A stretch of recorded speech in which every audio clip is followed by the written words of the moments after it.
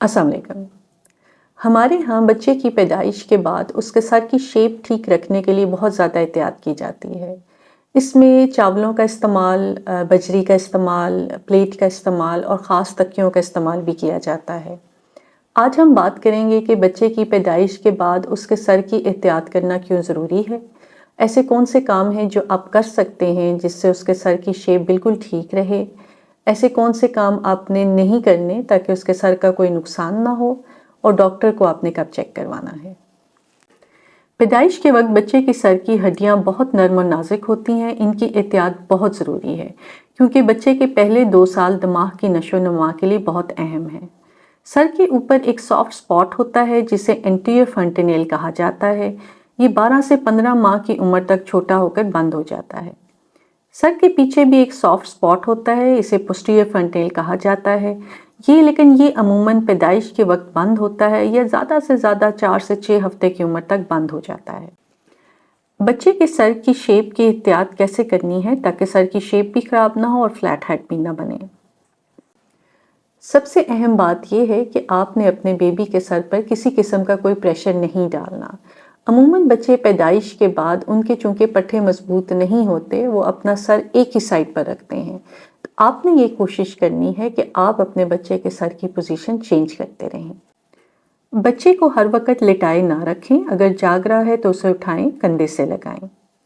Baby sling یا baby career کا استعمال بھی کیا جا سکتا ہے۔ اپنے بچے کو ٹمی ٹائم دیں۔ یہ آپ پیدائش کے بعد سے شروع کر سکتے ہیں، لیکن اگر آپ کو لگتا ہے کہ بچے کی ناف یا امبلائکس کھنچ جائے گی تو آپ اس کے جھڑ جانے کے بعد ٹمی ٹائم شروع کریں۔ اس میں جب آپ کا بچہ جاگ رہا ہو اور کوئی بڑا موجود ہو تو آپ اپنے بیبی کو پیٹھ کے بل لٹائیں۔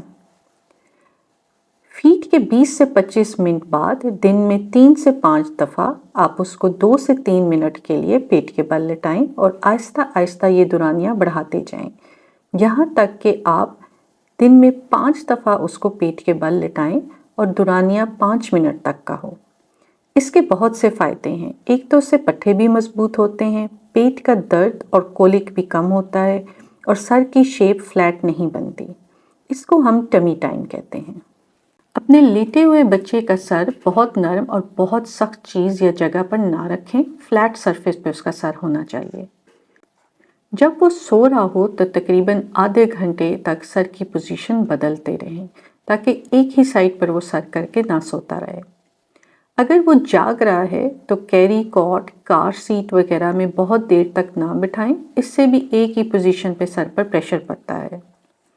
آپ کا بچہ جب جاگ رہا ہو تو اس کی ڈائریکشن آف ویو چینج کریں۔ اس کا مطلب یہ ہے کہ وہ جس طرف سمت دیکھ رہا ہے اس کی سمت بدلیں۔ اگر وہ اپنے سر کے اوپر لٹکے ہوئے کھلونوں کو دیکھتا ہے تو کھلونوں کی ڈائریکشن بدلیں تاکہ وہ کبھی ایک طرف دیکھے اور کبھی دوسری طرف دیکھیں۔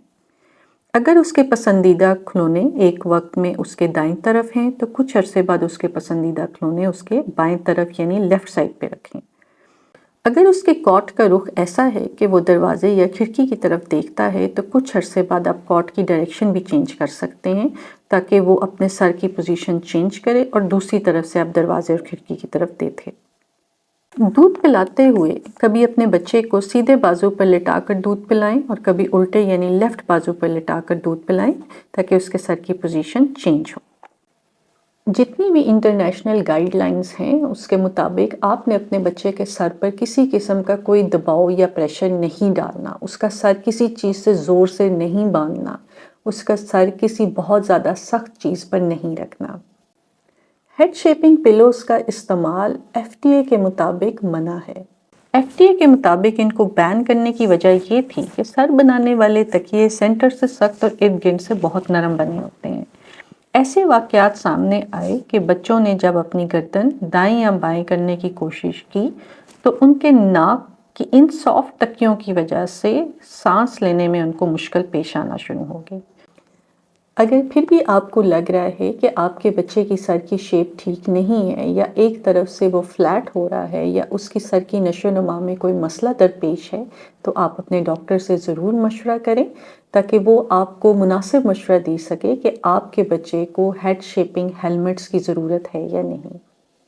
ان تمام طریقوں کا مقصد یہ ہے کہ آپ کے بچے کے سر پر کسی قسم کا کوئی پریشر یا دباؤ نہیں پڑنا چاہیے اور اس کو زیادہ سے زیادہ ٹمی ٹائم دیں، اس کو زیادہ سے زیادہ اٹھا کے رکھیں، اس کو بالکل فلیٹ ہر وقت نہ لٹائے رکھیں، تو آپ کے بچے کی سر کی شیپ بالکل ٹھیک رہے گی۔